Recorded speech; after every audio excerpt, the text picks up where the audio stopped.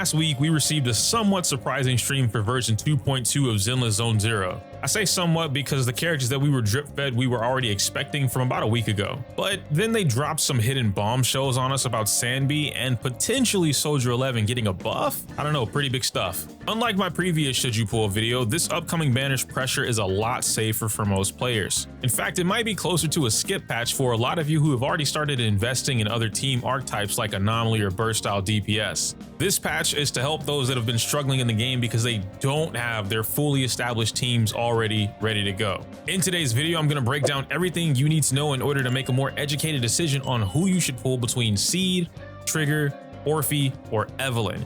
Which agent is going to be the best for your account, and whether or not more than one of these agents are mandatory for your team to function.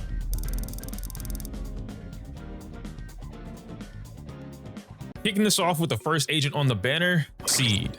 What we learned from the live stream is that she seemingly functions as both a main and sub DPS. Not only that, but she apparently does these two things exceptionally well. I already have a video breaking down what she does, so if you want to see that, then check out the video in the upper right bubble. For now, I'll try to keep things short, but still give you enough information to understand why X decisions should be made. Seed's entire thing is being able to buff up her Vanguard, aka her partner on the team, and it's mandatory that the Vanguard is another attack agent. That immediately removes the functional concept of running her as a hypercarry. You can do it if you just refuse to play anything else, but you're basically sacrificing her entire core passive because you want to go against the grain. From there, we can talk about the more important decision makers that'll lead to whether or not a player even wants Seed. If you already have Sanbi, then it's kind of funny because you're basically in a 50-50 situation.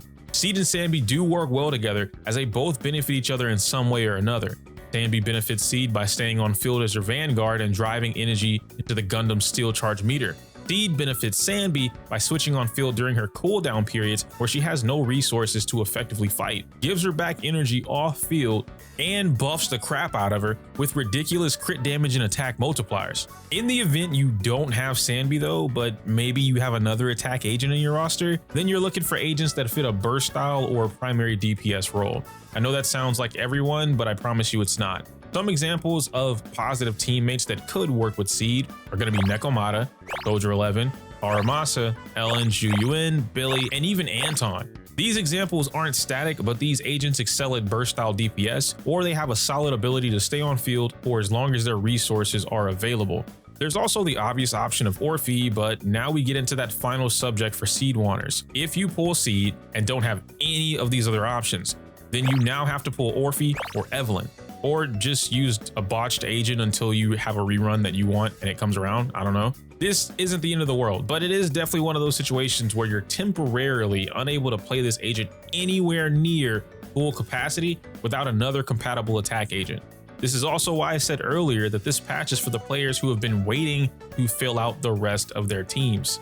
To end on a slightly more positive note, there's also this really cool option of using Billy, Seed, and Caesar. This shell gives you a 2k attack buff with crit and doubles all the damage bonuses. A free-to-play variant of that, especially for brand new players jumping in the Zenless specifically for Seed, will be using Billy, Nicole, and Seed. Instead of the massive attack boost, you still get 1k from Caesar, but now you add defense shred from Nicole, and Billy really turns into a secret S rank.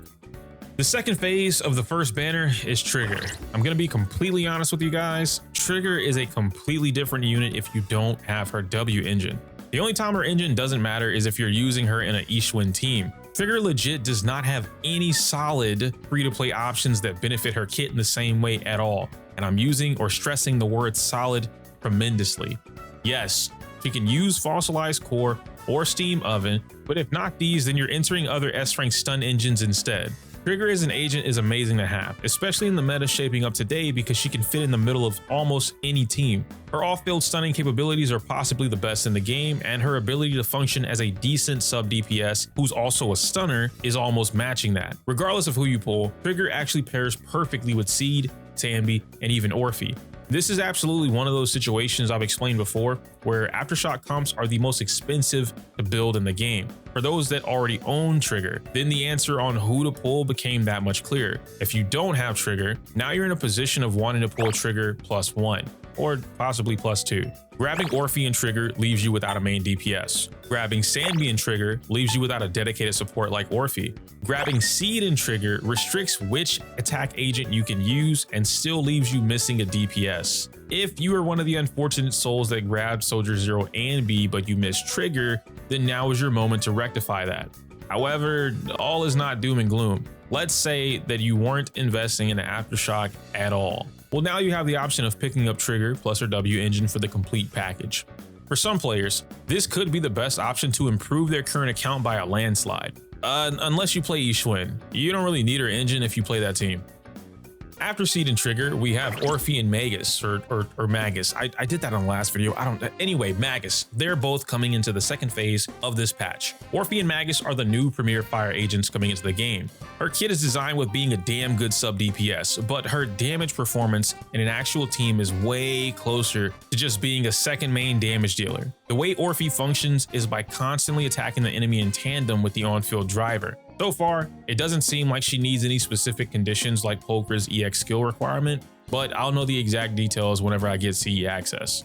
Her additional ability is really what helps set the tone, as it gives her zeroed in state the added ability to lower the enemy's defense specifically against Aftershock attacks. This is incredibly important for those looking to pull Orphie because yes, she is an off-field, high damage dealing DPS that could work well with regular attack agents, but her most optimal performance will reside in Aftershock teams.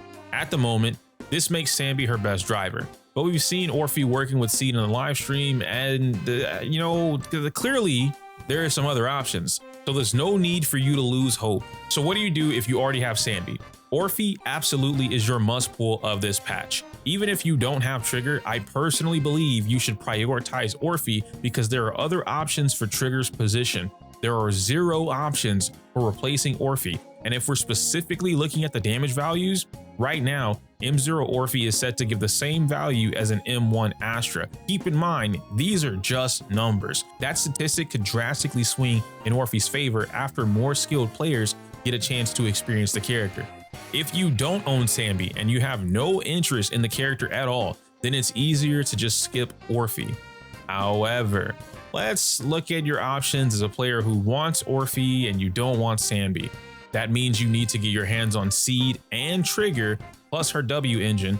Using Nicole over Astra is also a strong free-to-play option, on top of shredding over 70% defense together. Soldier 11 and Evelyn are also options, but may require you to invest in a lighter and Astra respectively. Personally, I think Orphie is bringing some massive team value and performance to Aftershock comps, and we need that.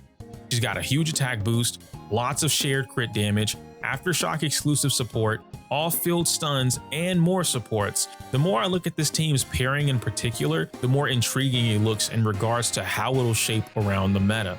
I'm hoping that this team is another firecracker at M0. Finally, we get an Evelyn, who is currently our strongest attack agent in the game. This is the safest option for most players if they're looking for a tried and proven DPS.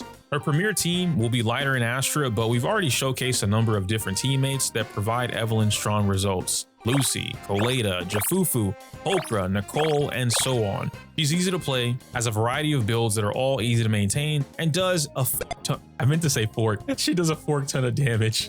If you're the type of player who wants to wait and observe what happens in the meta before potentially investing into something that may or may not be up your alley, then Evelyn is the play. She's also hot.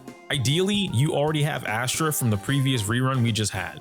You potentially have lighter as well, but if not, that's okay. It's more manageable to use Astra and Evelyn right now than pick lighter up a few patches later down the road. One of the stronger qualities about Evelyn is that she's currently one of the only attack agents that can handle in-game bosses even if they're fire resistant. A big portion of that does come from lighter's assistance, and even then, her unique chain attack specialization really just lets a player shred through everything on the field. If you were struggling with Shiyu clears over 2 minutes or deadly assault scores below 20k, picking up Evelyn is definitely going to handle that light work. And with that, we're done. For this video, I wanted to try something slightly different where I give you guys less about everything the characters do and more about which players benefit the most from choosing to pull them or not. We're entering a new meta shift soon, and thankfully Zenless does an amazing job at not completely invalidating the previous team comps in the game. They're even the ones that started buffing older units to make them more meta relevant. Hopefully this video helped you out, but if you have more specific questions, just leave them in the comments down below. I or any other cool kid in the comments will be able to help you out. I can't say my user outro because it's inappropriate for YouTube. Like the video, comment, subscribe. Smell you later.